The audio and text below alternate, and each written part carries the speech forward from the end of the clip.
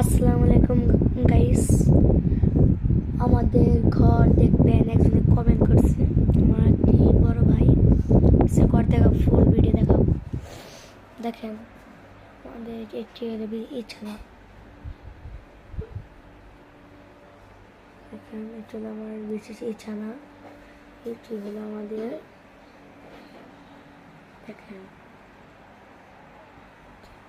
আলমারি, এইটা হলো আমাদের কি জানি কয়, আমার অতটা আম্মু খেয়াল নেই। এই দেখেন, তারপরে এই দেখেন এইটা আলাদা, দেখেন